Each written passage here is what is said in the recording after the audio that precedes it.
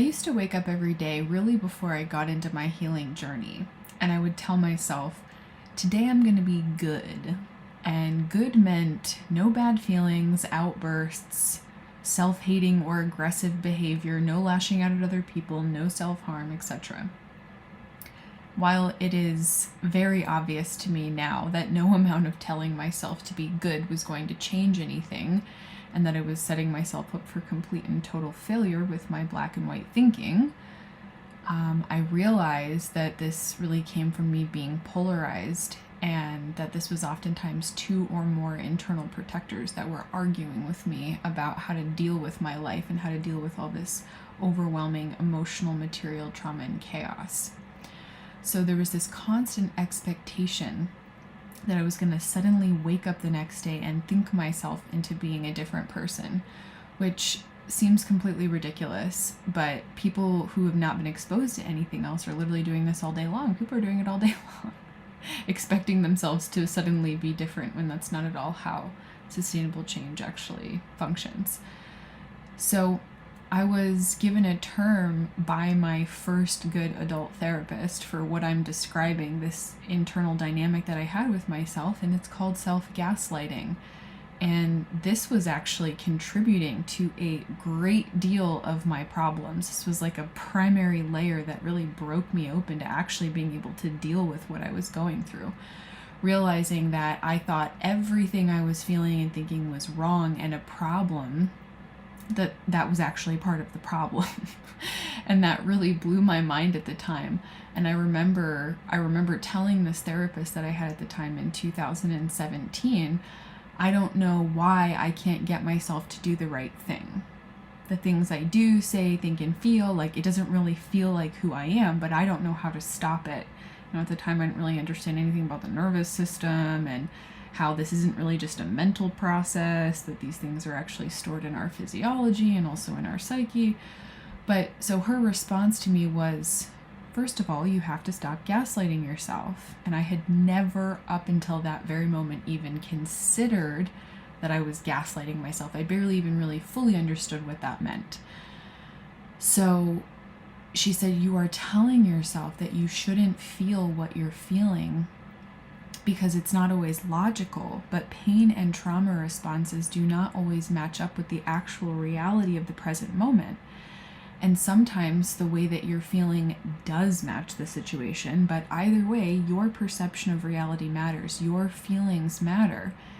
And see what starts to happen, when you start to acknowledge and validate what you're feeling when it comes up. And I was really struck with this realization that I had turned against myself, that I was constantly invalidating myself.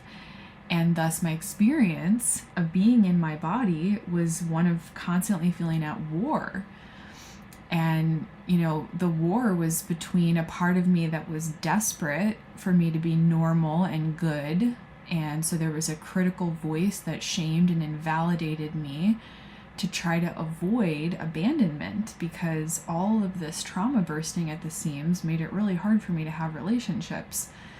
So all protector parts, this inner critic, my inner victim and aggressive and sometimes even violent protector parts, they were really like band-aids on a broken arm.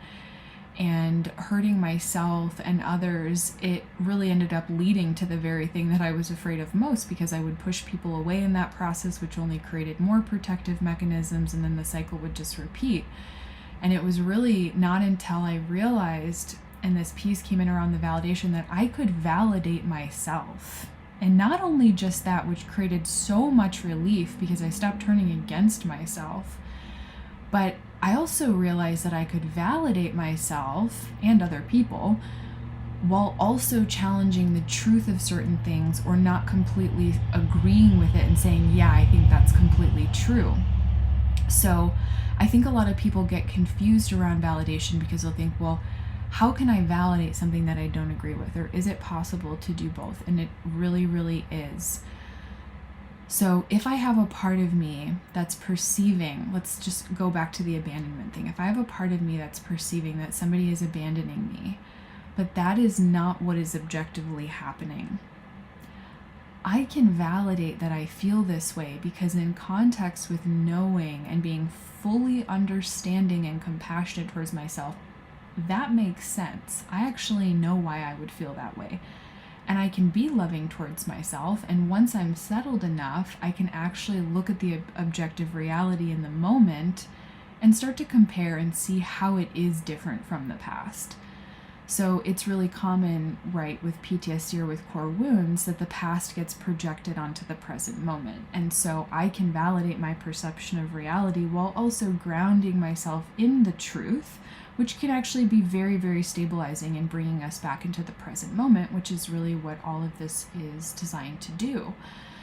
And so the takeaway here, if you're just learning these things, or even if you just need a refresher, is a reminder to validate yourself, because it's one of the biggest things and biggest ways to end the war within and create a better internal environment for yourself.